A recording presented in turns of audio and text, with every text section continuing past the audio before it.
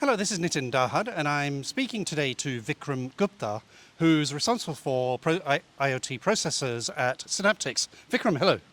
Nice to be here. So, Vikram, tell me a little bit about what you're up to in the processor world. I think you announced a new strategy last September, September 2023 rather, and Yes. it's a year on. What's been happening? Yeah, a lot's been happening. I mean, last year what we introduced to the world at large was the fact that Synaptics had a lot of cool technology that we were applying to a lot of vertical markets. And so what we decided to do was make that available very broadly to a wide range of IoT applications. And so that's what we expressed our intent at. Mm. And, we announced it and we followed up with an announcement of an unveiling of the line of processors that we call Astra, Okay, and that's what which we saw at Embedded World. exactly that's what we showcased at Embedded World, and we introduced the first set of processors under the Astra umbrella. These are Linux processors, and we were very proud to have actually won the Best in Show award there.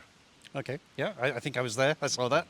And when you say you introduce cool technology to the world, I mean, in that strategy, those processes, what do you mean by cool technology? So we had a lot of innovation in terms of silicon.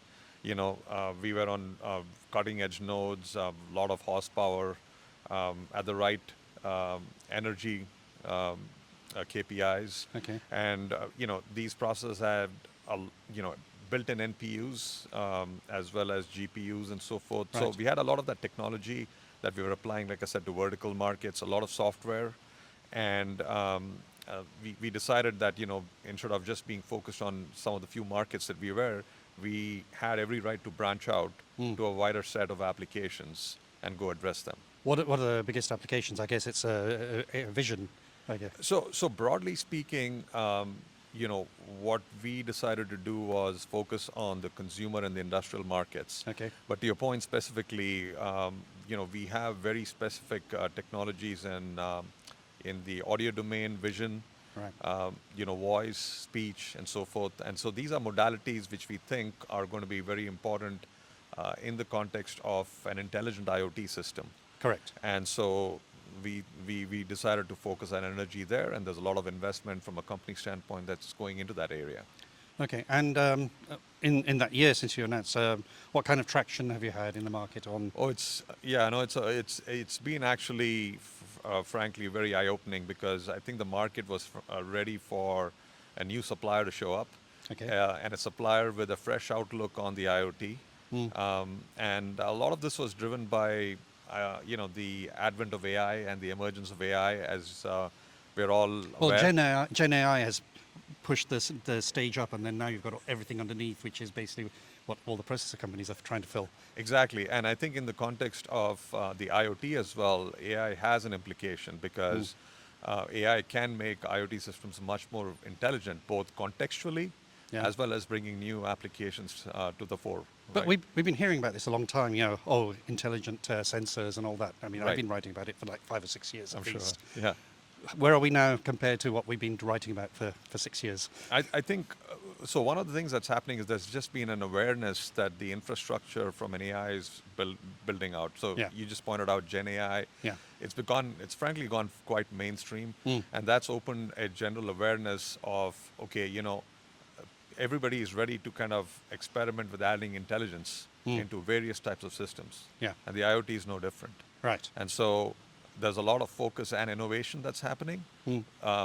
So it's sort of like a self-fulfilling momentum kind of a thing. Yeah. And I do expect that there'll be a lot more that will happen in this space just because of that focus. And going on to your processor families and your technologies, is there something that sets you out? I think you were talking to me earlier about different stages, gears of sort of wake up and stuff like that for different functions. Yes, and what I was trying to allude to there was that we had introduced our Linux family of processors at Embedded World. Mm. And these Linux processors typically go power boxes that are wall powered and so forth. And what we are introducing now, we are in the our next set of processors, which are focused on really embedded RTOS systems. So Okay. very optimize systems both from a cost and a power standpoint. Yeah. So these are MCUs, Yeah. and these are MCUs with intelligence that we are introducing.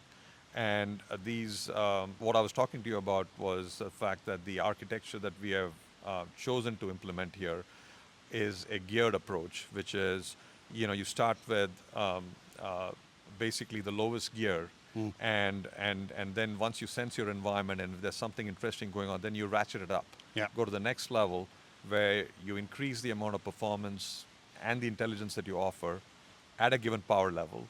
And then once you do more interesting things there, you can decide whether you want to go further up or you can go back down. Okay. And that basically helps with portable devices for power, Exactly. power saving and stuff like that. Exactly. So it's just, it's intelligence and processing at the right power level. Got it. And That's a good phrase. Yeah. Yeah. So so that's what we're introducing. We're just sampling our next line of processors in that Yeah. space. So that's one area that we have been that we have just sort of working on and we have introduced just now. The other aspect is we are really focused on the customer journey from an AI perspective. Okay.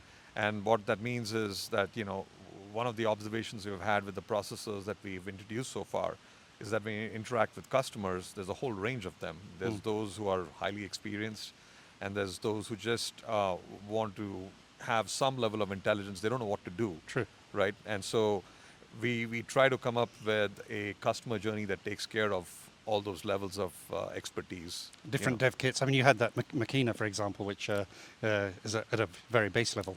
That's right. So the Makina was specifically a dev kit that was targeted for our Linux processors. Oh, the Linux processor. Yeah. Okay, yeah. And it essentially gives you a starting point from a hardware perspective. Very Yeah. modular design, something that we're very proud of. You can swap in any one of our processors onto the baseboard. Got it. And then you can swap in any one of our connectivity solutions on the backside. Yeah. So you can mix and match on that particular platform. And then we offer a whole range of software. Yeah.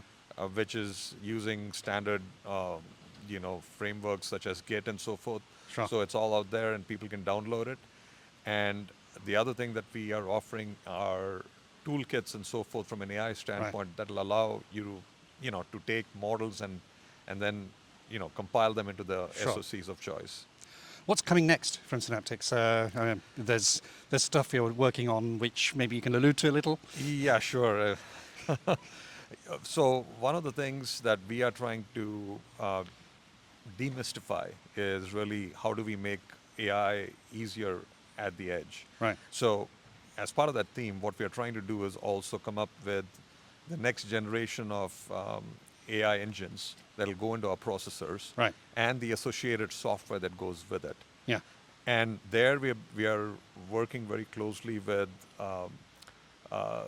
certain companies that who I would consider are leaders in the space. Yeah. And figuring out what's the best way for us to actually collaborate, Right. so that we can come up with the next generation of architectures and software that'll make it easier for customers to incorporate AI. Well, I was hoping you'd give me a bit more, but that's good enough. Thank you very much, Vikram. Sure thing. Thank you. Great talking to you.